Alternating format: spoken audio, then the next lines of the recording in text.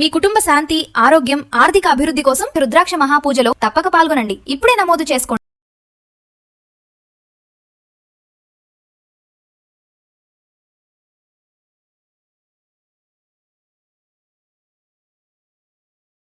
నమస్తే, welcome back to Suman TV. Present మనతో పాటు ఉన్నారు stock market analyst Sundar Rama Reddy గారు. నమస్తే సార్. నమస్తే మ్యామ్. సార్, మరి ప్రధాని మోడీ గారు మన బహిరంగ సభలో 7 సూచనల్ని విజ్ఞప్తిగా చేశారు. ఇవి సలహాలు కాదు, ఇదొక మిషన్ కింద తీసుకోండి వీటిని అని చెప్పారు. మరి ఆ 7 సూచనలు ఏంటి, అసలు ఎందుకు చేశారు అని అంటే? సో పొదుపులో భాగంగా అండి, ఓవరాల్గా ఇప్పుడున్న టైంలో ఏంటంటే రూపీ ఆల్ టైమ్ లోలో ఉంది. అండ్ రెండోది రిజర్వ్ కరెన్సీ తగ్గిపోతుంది, ఫారిన్ రిజర్వ్ కరెన్సీ తగ్గిపోతుంది. అందుకని ఈ వార్ ఎంతకాలం ఉంటుందో తెలియదు, వరల్డ్ వైడ్గా అన్సర్టనిటీ నడుస్తుంది. కాబట్టి ఈ టైంలో మనం ఇంపోర్ట్స్ మీద తగ్గించుకుంటే, ఇంపోర్ట్ వాడకాన్ని తగ్గించుకొని అండ్ ఫారిన్ రిజర్వ్ కనుక పెంచుకుంటే కనుక క్రైసిస్ని మనం ఫేస్ చేయొచ్చు అని చెప్పేసి ఆయన 7 సలహాలు ఇచ్చాడనమాట. అవేంటి అంటే, ఒకటి వర్క్ ఫ్రమ్ హోమ్ చేసుకోండి. వర్క్ ఫ్రమ్ హోమ్ అప్పుడు ఏమవుద్దంటే, వర్క్ ఇంటికాని చేసుకుంటున్నాం కాబట్టి బయట తిరిగే వెహికల్స్ తగ్గిపోతాయి, తద్వారా ట్రాన్స్పోర్టేషన్ కాస్ట్ తగ్గిద్ది అనమాట. సో ప్రతి ఒక్కరు ఎవరికైనా బయట తిరగాలనుకున్నా సరే పబ్లిక్ ట్రాన్స్పోర్టేషన్ సిస్టమ్ వాడుకొని ఎక్కువ శాతం వర్క్ ఫ్రమ్ హోమ్ చేసుకోవటం ద్వారా ఎంతో కొంత క్రూడ్ డీజిల్ కన్జంప్షన్ తగ్గించచ్చు అని చెప్తున్నారు. కాబట్టి గవర్నమెంట్ లేదా ఈవెన్ ఐటీ కంపెనీస్ అన్నీ కూడా వారానికి 2 రోజులు 3 రోజులు ఎందుకని అంటే బెటర్ టు సేవ్. ఇప్పటికే మెజారిటీ ఐటీ కంపెనీస్ అన్నీ కూడా హైబ్రిడ్ మోడల్ పాటిస్తున్నాయి. అంటే వారంలో 2 డేస్ ఆఫీసు, 4 డేస్ ఇంటికాడ, ఇలాంటి కల్చర్ ఉందన్నమాట. బహుశా ఇప్పటి నుంచి అన్నెసరీ థింగ్ అంటే సర్వీస్ తక్కువ అన్నీ కూడా ఇంపార్టెన్స్ కానీ అన్నింటినీ అవుట్సోర్స్ చేసేలాగా ఉన్నారు వర్క్ ఫ్రమ్ హోమ్ లాగా. అండ్ మిగతా మొత్తం హైబ్రిడ్ మోడల్ షిఫ్ట్ అయ్యే ఛాన్స్ ఎక్కువ ఉంది. మొత్తానికి ఏదైనా కానీ క్లూ అనేది సాక్షాత్తు కంట్రీ హెడ్ నుంచి వచ్చింది కాబట్టి ఎన్నో కొన్ని కంపెనీస్ వర్క్ ఫ్రమ్ హోమ్ ఇచ్చే ఛాన్స్ ఎక్కువ ఉందన్నమాట. రెండోది అంటే గోల్డ్ కొంటాన్ని, గోల్డ్ ఒక 1 year పోస్ట్ పోన్ చేసుకోమంటున్నారు గోల్డ్ తగ్గించడానికి. ఎందుకంటే గోల్డ్ బిల్ ఒకటే అండ్ 12 లక్షల కోట్లుగా వచ్చింది కరెంట్ రేట్ మీద. అది దానివల్ల ఎలాంటి ప్రొడక్టివిటీ ఉండదు. సో నేను బ్యాంకుకి వడ్డీకి ఇచ్చాను అనుకో, డిపాజిట్ చేశాను బ్యాంక్ డిపాజిట్స్, వాళ్ళు అవి కంపెనీలకి వడ్డీకి ఇచ్చేసి కంపెనీ ప్రొడక్టివిటీకి ఉపయోగపడతాయి. పోనీ నేను ఏదైనా కంపెనీలో షేర్లు కొన్నాను అనుకోండి, అది కంపెనీకి వెళ్ళి ఆ కంపెనీ వాళ్ళు రీఇన్వెస్ట్ చేసుకొని ఎక్స్పాండ్ చేసే ఛాన్స్ ఎక్కువ ఉంది, ప్రొడక్టివిటీ ఎక్కువ తీసే ఛాన్స్ ఉంది. గోల్డ్ కొంటే అలాగేం జరగదు, దాని నుంచి ఎలాంటి ప్రొడక్టివిటీ ఉండదు అనమాట. అంటిల్ అది తీసుకెళ్ళి మన లోన్లు పెట్టి ఆ మనీతో ఏదైనా బిజినెస్ చేసుకుంటే తప్ప. అందుకని అన్ప్రొడక్టివ్ థింగ్ కాబట్టి గోల్డ్ టెంపరీగా దాన్ని పోస్ట్పోన్ చేయండి అంటున్నారు. ఎందుకంటే గోల్డ్ మొత్తం ఇంపోర్టే చేసుకోవాలి. సంవత్సరానికి 12 లక్షల కోట్లు బయటకు వెళ్తున్నాయి.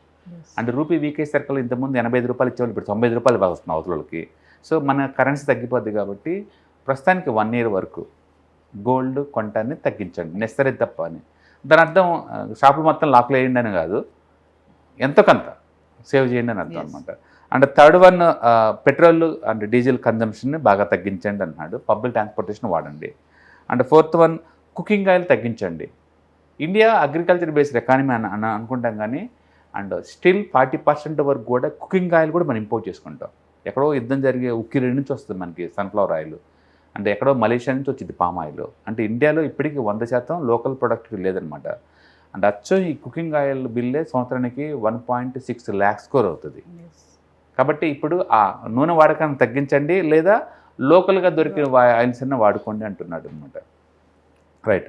Next fertilizers. మనకి ఫర్టిలైజర్స్ కూడా అమోనియా కావచ్చు, యూరిక్ యాసిడ్ కావచ్చు, నైట్రోజన్, ఇవన్నీ కూడా బయట నుంచి వస్తాయి. దుబాయ్ చాలా పాపులర్ ఏరియాలో, అక్కడి నుంచి వస్తాయి మనకి. ఇప్పుడు అక్కడ అన్సర్టనిటీ ఉంది కాబట్టి వాటి మీద టూ మచ్ డిపెండ్ అవ్వలేము. ఊహించండి, వరల్డ్ వైడ్గా యూరియా ఒక బ్యాగ్ వచ్చి అక్కడ 3000 రూపాయలు ఉంది, ఇండియాలో అది 300గా దొరుకుతుంది. దాని అర్థం మనకు తక్కువ రేటు దొరుకుతుందని కాదు, గవర్నమెంట్ సబ్సిడీస్ ఇస్తుందన్నమాట. సో బడ్డనే అవుతుంది వాళ్ళకి. కాబట్టి అగ్రికల్చర్లో కూడా ఫర్టిలైజర్స్ వాడకాన్ని కొంచెం తగ్గించండి, నెసరీ తప్ప వాడద్దు అని చెప్తున్నారు అనమాట. అలాగే ఫారిన్ సంబంధించిన బ్రాండ్స్ ఏదైనా కొనేటప్పుడు వాటికి అల్టర్నేటివ్ కనుక లోకల్ దొరికే కంపెనీస్ ఉంటే వాటికి ప్రయారిటీ ఇవ్వండి, లోకలైజేషన్ ట్రై చేయండి. ఎందుకంటే అనవసరంగా బయట డాలర్లో పే చేసుకొని ఇండియన్ కరెన్సీ తగ్గడం తప్ప వాటి వల్ల ఎలాంటి ఉపయోగం ఉండదు. కాబట్టి లోకలైజేషన్కి వెళ్ళండి అంటున్నాడు. అండ్ ఫైనల్గా సాధారణ వరకు ఫారిన్ టూర్లు తగ్గించండి, నెసరీ తప్ప. డెస్టినేషన్ మ్యారేజ్ అయ్యి అని చెప్పేసి వెళ్తున్నారు కదా, దాని బదులు లోకల్గా చేసుకోండి.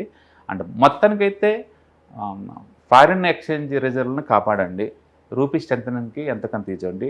సో క్లిష్ట పరిస్థితిలో ఉంది కాబట్టి కంట్రీ, ఈ టైంలో మీ హెల్ప్ చాలా అవసరం అన్నట్లు చెప్తున్నాను అనమాట. కాబట్టి అది కంట్రీ హెడ్ నుంచో వచ్చిన సలహాలు కాబట్టి గవర్నమెంట్ సీరియస్గా తీసుకుంటుంది, పబ్లిక్ కూడా ఎంతో కొంత సీరియస్గా తీసుకుంటారు.